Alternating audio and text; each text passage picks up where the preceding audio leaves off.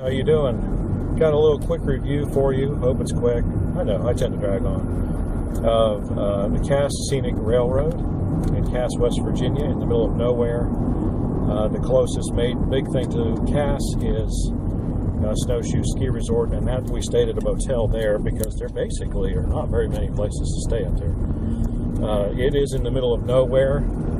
There were no real grocery stores. There were very few gas stations even. Kind of pretty remote for this day and age. Didn't have cell service at all the whole time we were there. Did have good internet though at the hotel we stayed at, so thank goodness we were able to communicate with the outside world. Otherwise, we really would have been roughing it. So the main reason we wanted to go to see the Cass Scenic Railroad is because they use steam-driven locomotives, and so really wanted to see that. Really wanted to experience that. Had never done that, and so me and my parents and Lee drove up there. And well, first let's start with what wasn't so great. What wasn't so great was it's not very scenic. It's basically taking a train ride through the woods, and it's too bad because you end up at the third tallest point, Bald Knob, in in West Virginia. And so that was scenic.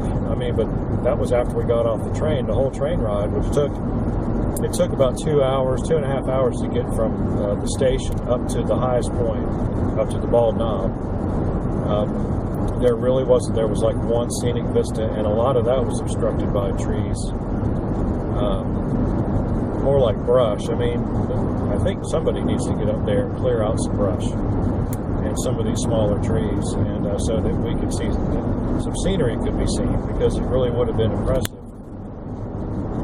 to be able to look down some of those valleys. But so it wasn't very scenic. Well, that was the only really disappointing thing, because you're just basically taking a train ride through the woods. Well, the other thing that was kind of disappointing was really the lack of engagement of the crew that was running the train with the people who were riding on it. That they really could, if they wanted to, make it an educational experience and explain why things are done on the train the way they're done, or even what's just going on. There was just no. There was somebody on coming over the PA system, but they weren't talking about what was going on the train. They were talking about like the history of the area or this or that, and they really weren't. And except for the two switchbacks, they really didn't explain what was going on. And there was a brakeman who was working. We were sitting at the back of a car where the brakes were, and so we were able to talk to her a little bit about what she was doing, but even she was not really very engaging. They really need to get some people up there who want to, you could really make that a real history lesson and just a practical lesson on how trains work, because even though trains use automatic, almost all trains use automatic brakes, and the manual brakes are just a backup. It's still the same principle at work, and so it would have been nice to know that, or to hear a little more explanation, because it really is fascinating. Because basically, when a train goes downhill off the mountain, they brake all the way, and basically the weight of the train is really what drives the train down the tracks, and you can't go too fast, or you will come off the tracks. It's the nature of steel on steel wheels on steel rails. Not a whole lot of traction there. It's the weight of the train keeps the traction going. But if that traction were to break, I don't know how you'd get it. I don't know how, if it started sliding, I don't know how you'd keep it from continually sliding until it just kind of, derailed at some point for going too fast around the curve. But anyway, so those were the two things that were disappointing. Otherwise, it was really interesting. A lot of, got a feel for, what a town in West Virginia, at the beginning of the last century, the early 1900s would have looked like.